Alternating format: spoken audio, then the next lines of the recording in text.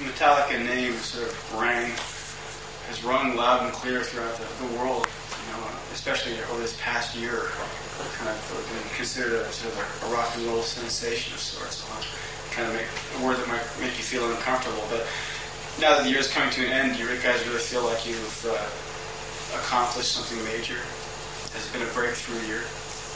Oh, that the year's coming to an end. Now that you're coming to an end. I don't know. Oh, shit. You guys are not coming to an end yet. Has 91 been the breakthrough year, or do you think it's just sort of an extension of what you already... Yeah, I mean, every year has been a breakthrough year, It's just the name that won't go away, Every, the debut album, they got to prove themselves on the second album now, and okay, now it wasn't just a fluke, the second album's okay, now third album's where you really, you make or break the band, and then, every time it's like, wow. So, but this 91 has been pretty good for us. The album's doing fairly well. People are buying the thing, and a lot more people are hearing the name Metallica, and doing the tours, doing great. Selling some tickets. A lot of people are showing up. Maybe even, actually, like I say, 89 or 90 could have been more significant, because that's when people were calling you the band that radio wouldn't play, right. And yet you were still selling quite well and filling concert halls. Yeah. So in that sense, maybe a major accomplishment. Yeah. Well, the And Justice for All tour, that was 17 months. I mean, we spent a lot of 89 touring. But even before that, the Monsters of Rock in the United States, the Van Halen thing, that kind of got us the name out there with your kind of mainstream rockers, so-called, and they were, wow, this is, beyond rock and roll or whatever. This is a little more aggressive, and this is something different. So, yeah, 91, this has been fine. To sum it up, we're doing our thing, As every album sort of a watermark, or it's just sort of, it reflects, changes in the band. You guys have come up a step, and it shows with each time you put out a CD. Do commercial concerns have anything to do with the changes in the way you guys approach the music? Well, since day one, we've never really liked anything that the commercial radio or TV or anything has to offer or had to offer. So we've never really thought of that as our guidelines, or this is how you're supposed to do things. We've never really lived life, even as kids, how you were supposed to live it, and everyone wants to be different, and that's how we approached it musically. And when you say every album has gotten better, I think at least that's what he said. That's basically what we're trying to do. I mean, within ourselves, we think everyone has gotten better. Other people might not think, well, this is my favorite album because, and they're not getting better. They're more popular now, and I don't like them now because this guy likes them, and it's their musicianship is too good now. It depends on what you think good is. Mm-hmm. So we've always pleased ourselves and gone for that. So you can't really go wrong when you do that. So how about the decision to use Bob Rock? I mean, that was sort of construed by some as a step in well, sure, direction of accessibility. Oh yeah, everyone has their opinions on, and they already have it all worked out why we got him in. Do you want to set the record straight? Tell me who exactly accounted for that decision? Well, why Bob Rock? Well, these songs that we had written, they kind of cried out for better production, a thicker sound, and more of a muscle to it. And Bob was available at the time, and we had liked all the stuff he'd done prior, sound-wise. People freak out when they hear, they did Motley Crue, and they associate him with those bands and making them bands how they are, why they dress like that, and all that shit. And we like to freak people out too. We got Bob because of sounds, and he definitely did us justice. Back, I'm glad to know. He makes an assumption here, and he wants to know if it's on the mark or not, but there's a song called "Through the Never." No, one of the songs. Yeah, okay. Like that song maybe is perhaps best representative of this assumption, but he says there seems to be a common link through the songs. There's sort of this feeling of despair. That, people are sort of always tottering. Somebody's always tottering on the edge. Is beyond salvation. Is that a conscious effort on your part? Well, the lyrics on this newer album are a little more from within. I'm doing all the lyric writing. Instead of kind of putting myself in other folks' shoes or looking outside, more kind of here's what I think of this or this. It's kind of from within what I've kind of been feeling lately or whatever. The despair. I mean, all the lyrics on pretty much all the album are just stating the fact that we're just as confused as a lot of other people on, what life's about and why we're here and, how to go about, making yourself happy and things. Through the Never itself it's more kind of, it's basically, that song itself is based on the Carl Sagan's Cosmos, that series he had on the it actually came out on video, and that kind of explaining in layman's terms what not the religion side, the kind of scientific side of why we're here and things. So. Yeah, and it's just as confusing. So, what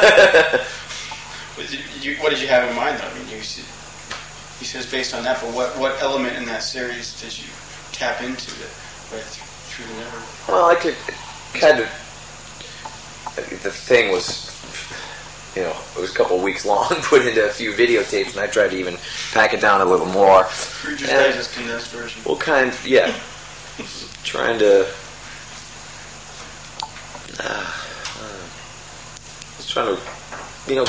get into a song, that whole thing, basically. Just sort of an abstract idea. It was sort of, the lyrics of this album were sort of a reflection of your reaching within, as you put it.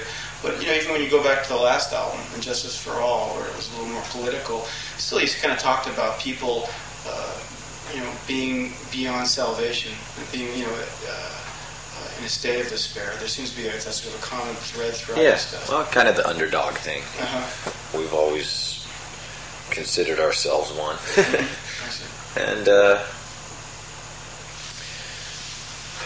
how people get, manipulation, the way people are kind of screwed with and they don't really know it. The Justice for All album, people, the political album, people think of it because, the whole justice thing, and kind of the complaining album. In the States, how Land of the Free isn't quite as free as it should be. And this next album is not really political. It's not really war or any of that. It is a little more within. On the home front. I like it because it was a little more therapeutic for me. It was a lot harder to write, no doubt.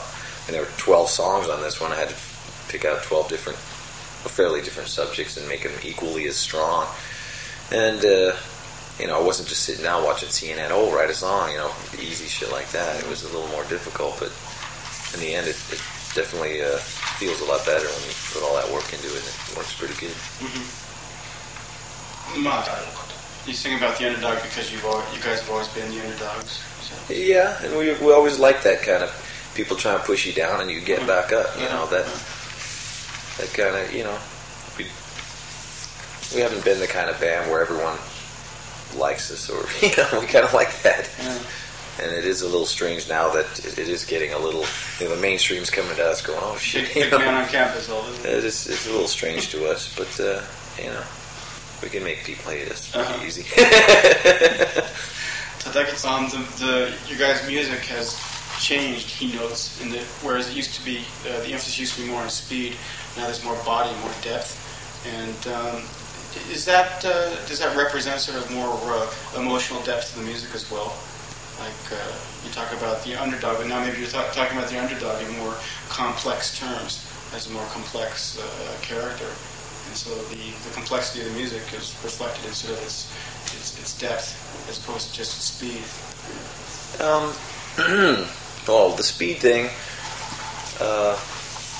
Well, we consider ourselves a live band, and we always have. We've built our following on playing live, playing everywhere we can, anywhere, anytime. We couldn't rely on the radio or MTV or any of that shit to get ourselves across. So live was our thing. And the speed got us attention. That was, people weren't there to, people were there to see who was there. All their buddies were hanging out, drinking, whatever, and we're up there playing. And, hey, we're fucking up here playing, So to get attention, we were playing faster, more aggressive, and we still have all those quicker songs. We just didn't, especially on this album, there weren't a lot of fast riffs, and we felt if we did have some fast riffs, but they weren't as good as some of the other stuff. It wasn't as unique. It was, that sounds pretty much like this song we've already done or whatever. We didn't really want to do the same kind of shit. We wanted to expand a bit, and the simplicity on this album was a lot more challenging, actually, to kind of fill up those huge holes, where it was just all the time, or, throw another riff right here, or it was actually doing one riff and having to build around it. Like, the vocals had to, it was more individualistic. Everyone had to really shine through at their certain times. Mm-hmm. And like with the solos, the drumming, the vocals especially too, had to really carry a lot of the song. So it was just another challenge that we wanted to tackle ourselves. So you think the stuff previously it's sort of grown from the live experience, whereas this time was purely a musical thing, purely a studio? Yeah, pretty much. Well, there was, in the Justice for All tour, we were on the road for, like I said, 17 months, and the songs from that album were fairly long, and playing all those live was, and we were playing 2.5 hours, and we were fucking playing 7 or 8 songs or whatever, and the long songs work on vinyl. Some of them don't work live, So we wanted to get some shorter ones that would work live, and we got them. Back to the first album as just like the simple factor, kind of more to the point in the song itself. Relying more on the song? Well, the first album was pretty simple, had a riff and you were screaming over it, and it might have been quicker. Okay, the simplicity thing. Yeah, I see. I guess a lot of what people look for in your songs and what they do find is a sort of an element of fear and terror, and it sort of strikes him as almost kind of humorous to see people reacting as they probably will tomorrow to the song One, which is all about a very sort of terrifying experience, and how a guy is frozen in place there, and everybody's just sort of on their seats and fists in the air and getting into as if they're watching like Elton John or something. Yeah, there is a humor in that, and in some of the other reviews. I mean, in a way, this new popularity is kind of starting over. You're trying to explain, why you're doing things all over again, and in some of the reviews, we have a song called "Creeping Death," and in the middle we get the whole crowd to chant "Die, die," so it's getting a cheerful, rousing chant of "Die," with 10,000 people, which is it's fun. Yeah, well, the thing is, I think that he has to accept the fact that that's just it's accepted as entertainment. It's a form of valid entertainment. Oh, yeah, not unlike like a horror film or a comic book or a good novel or whatever. It's a valid form of entertainment, and people are going to respond honestly because they like what they see. Sure. So they get on the chairs and they throw the fists in the air. And that's and live and vinyl, CD, whatever is. It's completely different. Yeah. You might sit there and watch the video of One and get completely depressed and want to not lay down in your bed ever again or whatever. Cry yourself to sleep. And live, totally different story. Yeah, I guess so. Yeah.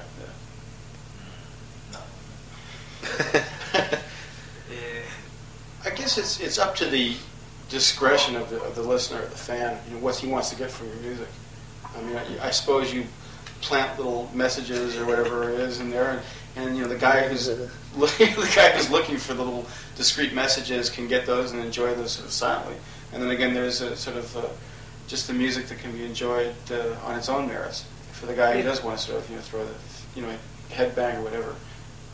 So it's up to the discretion of the listener. Oh, no doubt. I mean, it depends on what you're into music for, and a lot of the heavy metal, if that's what you want to call us, is more appealing to a younger crowd, and they get out of it, I guess, what they don't get from their parents, or they feel a bond somehow, and they're thinking kind of similar to me, and wow, I'm not the only one getting these weird feelings or something.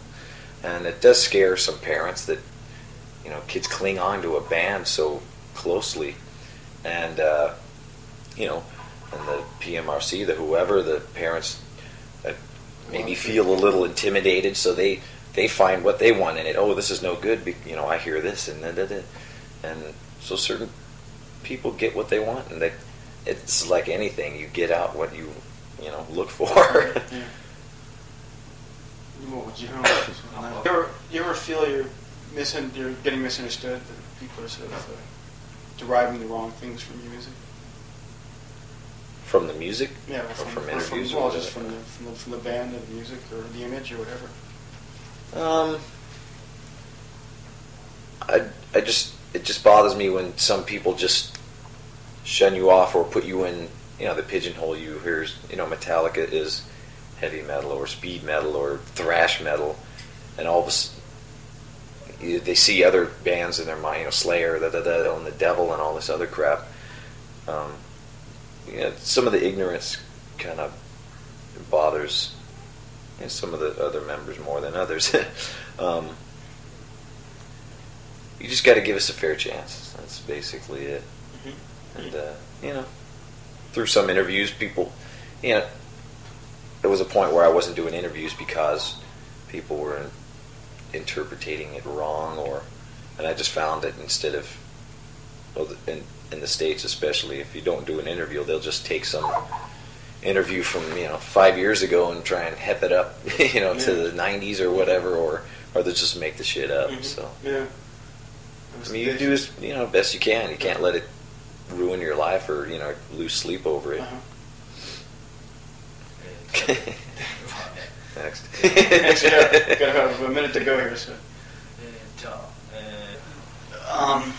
some of the more memorable, the legends throughout rock and roll, the Jimi Hendrixes or the Jim Morrisons or whatever, they sort of left their imprint on the art form because they almost seem to be sort of driven by kind of madness.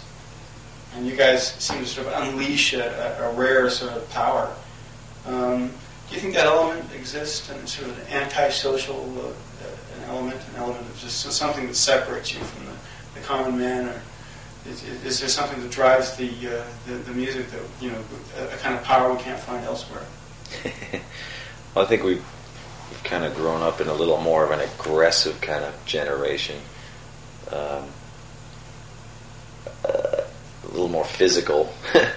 I hope I don't have to die to kind of prove that, all these, art form, all this fucking shit. We're just, the leaders of the thrash metal scene, the innovators of all this crap. We're basically, we're writing music and playing in a band because we didn't want to have a regular job. That's kind of how the whole thing started. And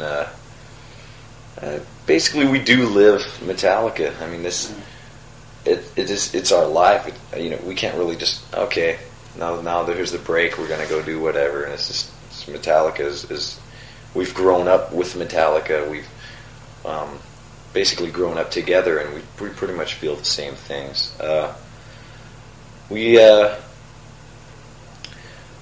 think we fill a gap where a lot of the youth, and now that we've grown up a bit, these people have grown up with us, so we've even got more. It's this kind of there's older fans. There's the fans that have been in since the third album or whatever, and then there's the brand new ones also.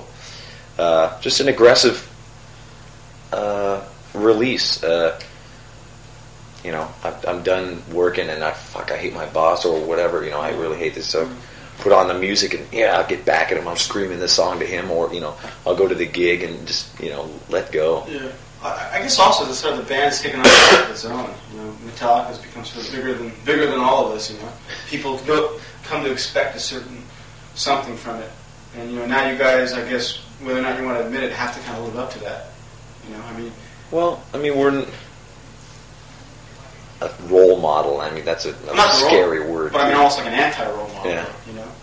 You kind of provide that release. Yeah. People know that maybe in the rest of the world they're going to come up against a lot of bullshit, but when they listen to your albums or when they come to a show, they think they're going to get, or when they hear you on the radio, they're getting a taste of something they like for a change. Hopefully, yeah. To a lot of people, Metallica is pretty personal. It is a personal part of them, and that's good. That's what I mean by sort of being bigger than all of us.